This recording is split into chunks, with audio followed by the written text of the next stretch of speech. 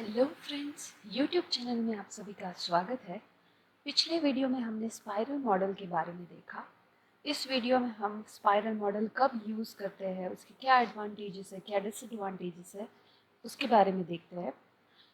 जैसे कि मैंने बताया कि स्पाइरल मॉडल है ज़्यादातर जहाँ पे रिस्की प्रोजेक्ट्स है या फिर कॉम्प्लेक्स प्रोजेक्ट है उसमें हम यूज़ करते हैं, और जहाँ पे रिक्वायरमेंट कंटिन्यूसली चेंज होती है। So in that case we are using the spiral model. Okay, so the first most important thing is कि जहाँ पे आपका रिस्क इवोल्यूशन इम्पॉर्टेंट है, कॉस्ट इवोल्यूशन इम्पॉर्टेंट है, तो उस केस में आप स्पाइरल मॉडल यूज़ कर सकते हो। वैसे तो जो भी फेजेस है वो वाटरफॉल मॉडल जैसे ही है, बट यहाँ पे हम डिफरेंट मॉडल इंटीग्रेट करते हैं। That's why it is called the Meta model, कि जहाँ पे फेजेस है वो वाटरफॉल मॉडल के हैं। हम इवोल्यूशनरी टाइप पूरा का पूरा प्रोडक्ट बिल्ड करते हैं, फिर प्रोटोटाइप बनाते हैं, फिर इंक्रीमेंट वाइज हम पूरा का पूरा प्रोडक्ट और सॉफ्टवेयर है वो डेवलप करते हैं। ओके, सो इसको हम मेटा मॉडल भी बोलते हैं। तो जहाँ पे आपका रिस्क इम्पॉर्टेंट है, रिस्क एनालिसिस करना, उसको आइडेंटिफाई करना, उसको सॉल्व कैसे करेंगे, वो स्ट्रेटजी बनाना, ये सारी चीज़ें इंपॉर्टेंट होती है उस टाइप के प्रोजेक्ट में you can use the spiral model. For medium to high risk project, you can use this one. Users are unsure of their needs. आप स्पाइरल मॉडल तब भी यूज़ कर सकते हो जब आपका जो भी कस्टमर या यूज़र है उसको इतना पता नहीं है कि उसकी प्रोडक्ट या सॉफ्टवेयर में कौन से टाइप के फीचर्स होने चाहिए। ओके, तो जब कस्टमर है वो अनक्लियर है about their requirements, about their needs, so in that case you can use the spiral model. जब भी आपकी रिक्वायरमेंट कॉम्प्लेक्स है, उस केस में भी आप स्पाइरल मॉडल यूज कर सकते हो। Okay, so last one is the significant changes are expected. Generally क्या होता है कि रियल टाइम पे वर्क करते हो तो चेंजेस काफ़ी सारे आते हैं, राइट। सो वाटरफॉल मॉडल एक टाइप का रिजिड है, ओके, जहाँ पे चेंजेस बहुत ही मिनिमम हम एक्सेप्ट कर पाते हैं। बट जैसे ही हम आगे के मॉडल डेवलप करते हैं तो उसमें हम ये चीज़ ध्यान रखते हैं कि अगर कोई चेंज आया तो उसको कैसे अडेप्ट करोगे, उसको कैसे एक्सेप्ट करोगे। इन स्पाइरल मॉडल हमारे पास फ्लेक्सिबिलिटी रहती है कि अगर कोई चेंज आया तो हम उसको इजीली अकोमोडेट कर पाए। So these are the different things कि in this case you can use the spiral model. What are the advantages of this?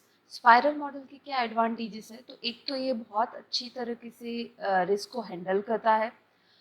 ये लार्ज प्रोजेक्ट के लिए बहुत ही अच्छा है।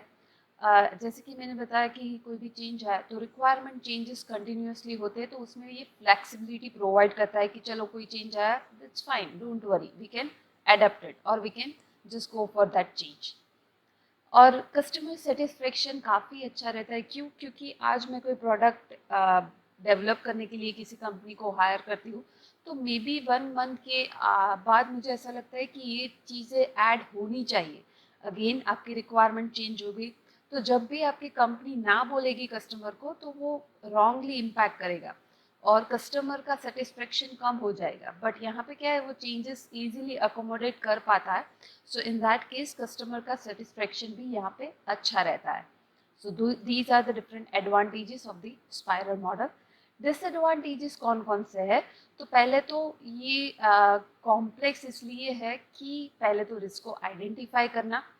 जैसे ही हम रिस्क के बारे में देखेंगे तो different RMM plan is there, okay, जिसमें रिस्क को पहले आइडेंटिफाई करना होता है, फिर इसको एस्टिमेशन करना होता है। एस्टिमेशन मतलब ये रिस्क होने के चांसेस कितने हैं इन फ्यूचर, ये रिस्क कितना एक्चुअल में हैपन होगा, लाइक इसकी प्रोबेबिलिटी कितनी है कि ये आएगा ही, right. So that to handle this risk is somewhat complex.